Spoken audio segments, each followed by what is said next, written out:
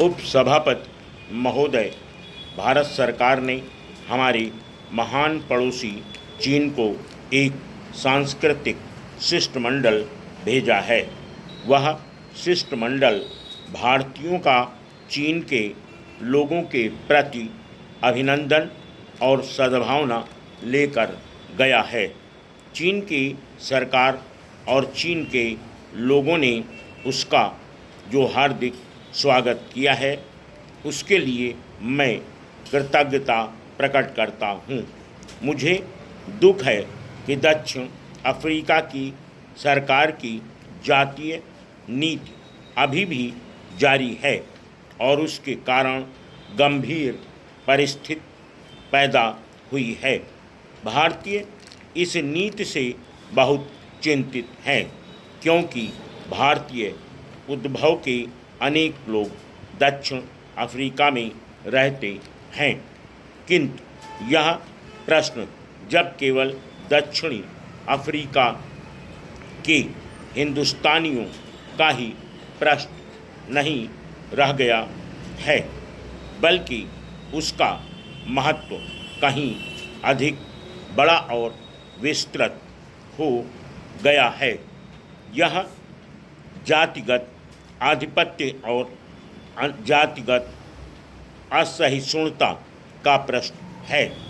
Africa में रहने वाले हिंदुस्तानियों से भी अधिक अब यह अफ्रीका के रहने वालों के भविष्य का प्रश्न है। इस प्रश्न और ऐसे ही अन्य प्रश्नों के निपटारे में विलंब करना समस्त मानव जाति के लिए अच्छा नहीं है। मुझे इस बात से प्रसन्नता है कि अफ्रीका में वहाँ के आदिवासियों और वहाँ रहने वाले हिंदुस्तानियों के बीच मैत्री भाव बढ़ रहा है। हमारी इच्छा अफ्रीका के लोगों की उन्नति में लेश मात्र हस्तक्षेप करने की नहीं है, बल्कि जहाँ तक हो सके हमें उनकी सहायता करना चाहते हैं।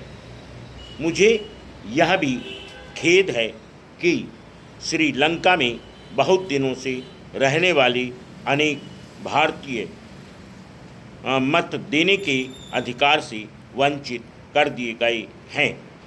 वह श्रीलंका के वैसे ही नागरिक होने का दावा करते हैं जैसे कि उस देश के अन्य निवासी करते हैं।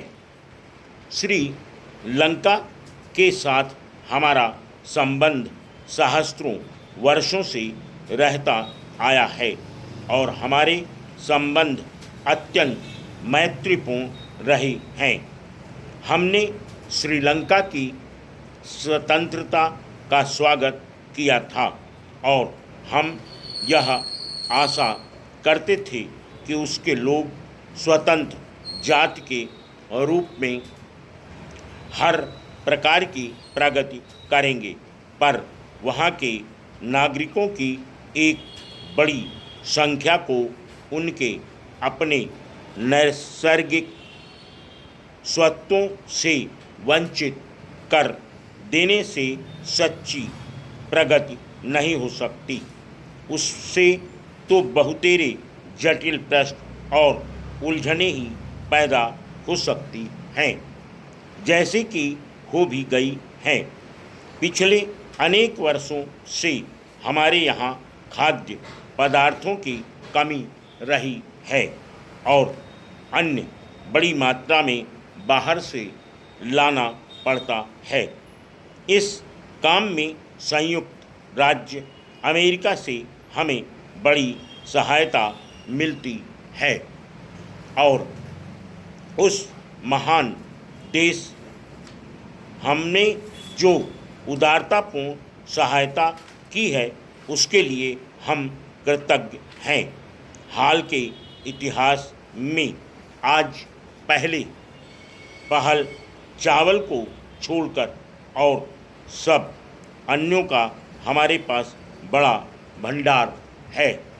हम एक बड़ा भंडार बना रहे हैं जिससे आवश्यकता पड़ने पर हमें सहायता प्राप्त हो सकेगी। इस बात का तो हमें स्वागत करना चाहिए, किंतु देश के बड़े भागों में वर्षा न होने से यहाँ के लोगों के लिए कठिन समस्या पैदा हो गई है।